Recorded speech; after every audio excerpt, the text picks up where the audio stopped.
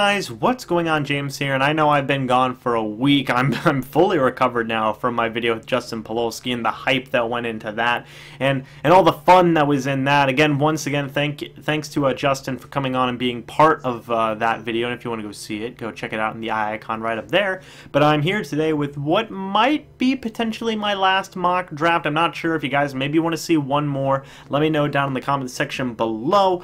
But it's not that I hate talking about the draft, it's that I've been talking about the draft for a couple months now, and I'm ready for the draft. You know, I'm sure all of you are as well. I think we're less than 2 weeks away now from the draft. I think we're only about 10 days away, I want to say. So we're all ready.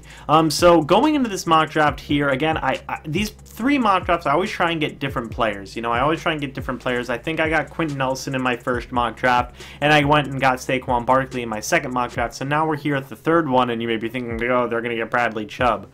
Honestly, I really don't think that Bradley Chubb's going to be here. I try and base these off of players I do think that are still going to be there in general to where the Bucs are picking, so I honestly just don't really think that Bradley Chubb's going to be there. But who I do think is going to be there, and I do think that the Bucs could definitely pick him, is going to be Derwin James, safety out of FSU. That's right. So at pick number 7, the Buccaneers do end up taking Derwin James from FSU. A lot of Bucs fans want them because they double as Florida State University fans, which makes sense. You know, he's a hometown guy, again, from Florida State University. Very hard-hitting safety. A lot of people compare him to maybe a Cam Chancellor or an Eric Berry. Very talented player, in my opinion.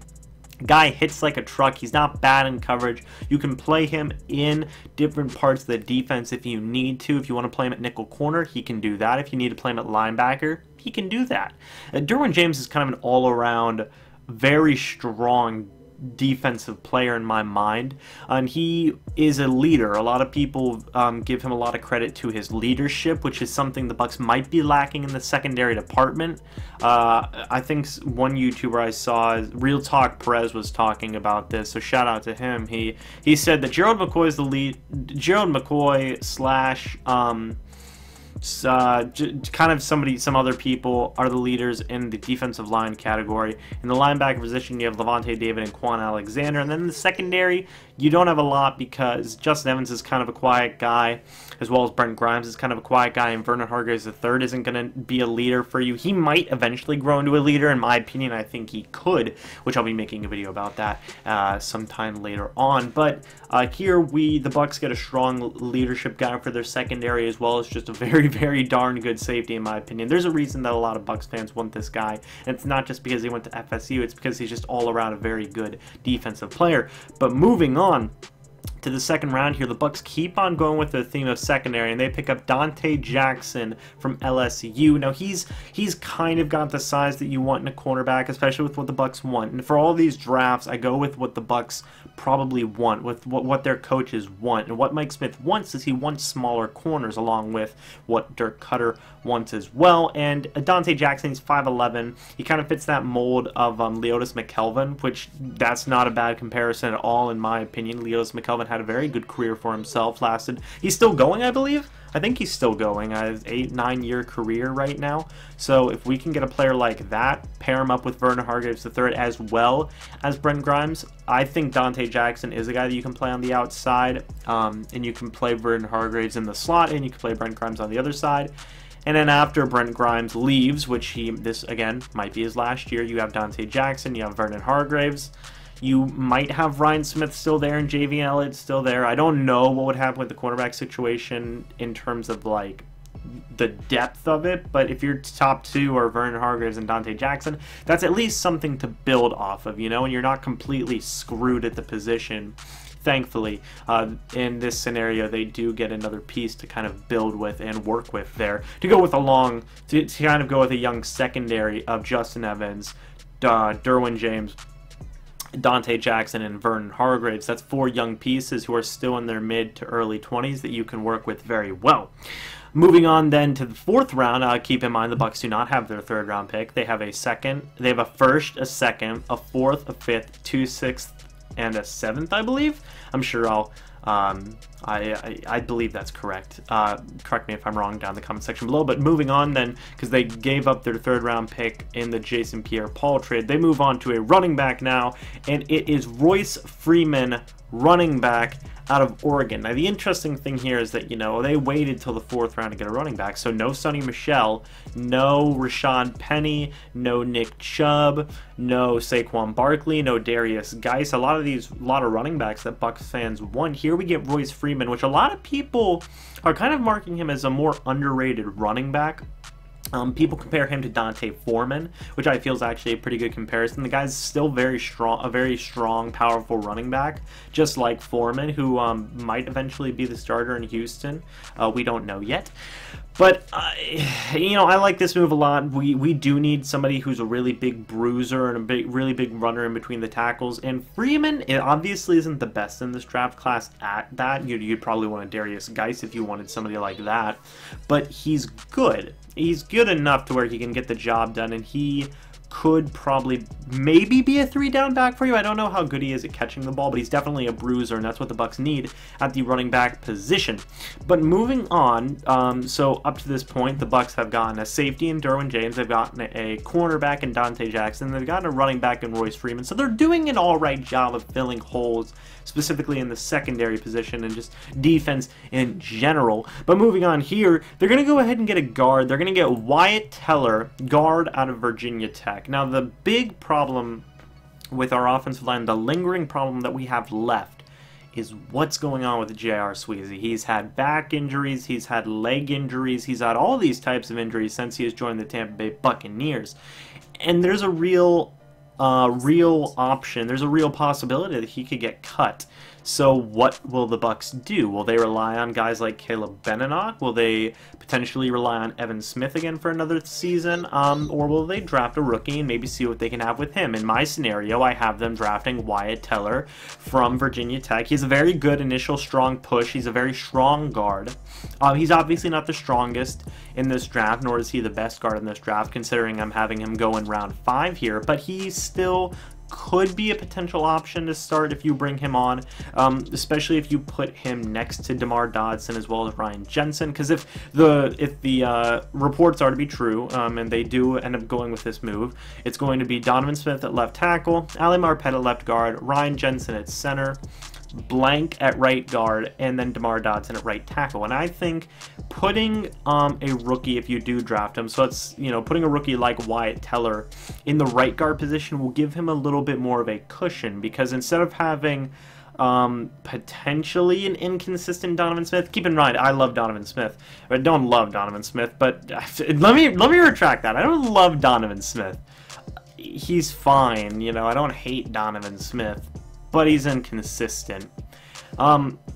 So putting him next to an inconsistent Donovan Smith would probably make the rookie's life harder, rather than putting him next to 2 very solid offensive linemen in DeMar Dodson and Ryan Jensen, who can give him more of a cushion, and he can, you know, keep pace better, I think, in my opinion. Whereas if it was DeMar Dodson, whereas if it was Donovan Smith, the entire left side of the line could potentially collapse in a handful of plays, you know? I like what the Bucs are doing with their offensive line right now, because they're moving Ali Marpet to left guard. I think takes a little bit of that pressure off of Donovan Smith.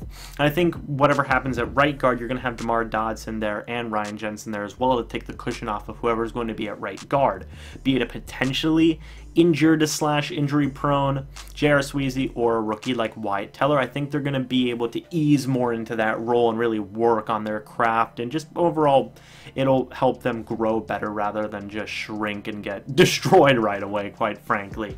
So moving on then to their first sixth round pick, I have them taking Holton Hill, cornerback out of Texas, and it's not just because his last name's Hill, although that is amazing. You know, us Hills, we got to stick together. I like Holton Hill because, again, it just adds more depth to the cornerback position, what the Bucs are very sorely lacking as of right now as a team. We have Javian Elliott, we have Vernon Hargreaves, we have Ryan Smith, we have Brent Grimes, And we have Maurice Fleming, which I love Maurice Fleming. I love him. I love Maurice Fleming. I literally say in every video how much I love Maurice Fleming, but the Bucs do lack a certain bit of cornerback depth. There's not a whole lot of names there that really excite Bucs fans. You know, they might be excited about Brent Grimes, and they maybe some people might be excited about Vernon Hargreaves. I'm fine with Vernon Hargreaves, but I know a lot of people are sour on Vernon Hargreaves. Nobody's excited about Ryan Smith, and not a lot of people care about Javian Elliott, unfortunately. I know the coaching staff likes him, and there are some fans who like them, and I like him too. Unfortunately, the Bucs do need more. They do need more, flat out. And I feel that's where Holton Hill comes in here. You're just adding some more cornerback depth to the position. Just overall trying to bolster that group and just solidify it more for the years to come. You know, maybe Holton Hill can grow into something. I know he's a 6th round prospect, but you never know. You never know. So, and then finally, with the Bucs' 2nd round pick, they still have 2 more picks, sorry, my bad. With the Bucs' 2nd round pick, they're going to be taking Byron Pringle, wide receiver out of Kansas State. Now, for this move, I'm solely doing it because I feel the Bucs need to improve on the bottom end of their wide receiver depth chart. You have Mike Evans, Deshaun Jackson, Chris Godwin, and Adam Humphries. That's wonderful. I feel like you could have a legitimate battle for that 5th to 6th wide receiver spot between Bobo Wilson, Freddie Martino, and, you know, Byron Pringle, and maybe a couple of other guys who you decide to bring in. But I still feel like those positions could be important, especially if an injury happens or you decide that one of your starters just isn't performing that well.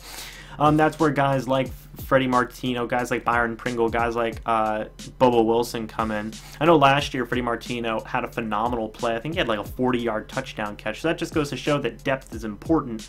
And in my opinion, the Bucs do need a lot of depth at certain positions. So the Bucs do go ahead and go get a wide receiver here. And then with the Bucs' final 7th round pick, they go ahead and get my boy, JT Thomas. What? It's crazy. Why does James like JT Thomas? I don't know. The guy is tall and he's got length. He isn't the best decision maker. He's from Oklahoma and he is a little bit inconsistent. But I love JT Thomas. Just bring him on. Bring on the boy. Just give me JT Thomas. That's all I want. I mean, I want a lot of things in this draft, but I like JT Thomas. I feel it's a low risk, high reward pick. The guy will be like a 7th round pick. So, all in all, I just think that it would be a wonderful pick. That's just my opinion. But guys, let's review then. So with pick 1, like I said, the Buccaneers go ahead and they pick up their safety for the future. They pick up Derwin James. You're going to pair him with Justin Evans. You're going to pair him in the future eventually with Holton Hill and with Vernon Hargreaves. And that's a very good young secondary in my opinion. Very hard hitting, very good coverage. Safeties you have there, especially with Justin Evans and Derwin James. And then moving on, you're going to be getting Dante Jackson from LSU. Like I said, pairing him up with Vernon Hargreaves, Holton Hill, Justin Evans, and Derwin James. That's 5 young secondary pieces that you can develop and work with. You know, 2 former 1st round picks, 2 former 2nd round picks, and a former 5th round pick. That's pretty nice, and that's investing a lot in your secondary, which is needed. You know, if the Bucs went with this route, you know, you can't really say that their secondary wouldn't be that bad anymore. You've invested a lot at that point. And then moving on, you have Royce Freeman, who in my opinion would end up being the starting running back ahead of probably Peyton Barber and ahead of Jaquiz Rodgers. I feel that they might sign another running back to catch passes if they find that Royce Freeman can't catch passes. Maybe you bring in a guy like DeMarco Murray, please. But I like Royce Freeman. I feel he's very strong in between the tacklers, runner. Dude's powerful, and I would like him a lot. But moving on then, you're going to get a guard to help block for Royce Freeman. You get Wyatt Teller, who could potentially play starting right guard. You know, give him some cushion next to DeMar Dotson, next to Ryan Jensen. Don't make his job too hard. Whereas if you were to put him next to Donovan Smith and Ryan Jensen, it might be a little bit harder because I like Ryan Jensen, but I don't trust the consistency of Donovan Smith yet. So I like what the Bucs are doing with their offensive line right now, and I feel like solidifying that right guard position could go a long way in helping out just overall their offense in general. And then moving on even further, Holton Hill, cornerback out of Texas. Like I said, you're just building more depth for years to come at that secondary. You know, you're investing some picks. You need to invest some picks in your secondary at this point. It's your weakest position group right now. Your defensive line looks great. Your linebackers look great. It's time to invest in the secondary if you're the Tampa Bay Buccaneers, because pretty much a lot of positions are set right now, minus the right guard position, the running backs, and the secondary. You need to invest in that secondary, and I think things will go pretty darn well for this team.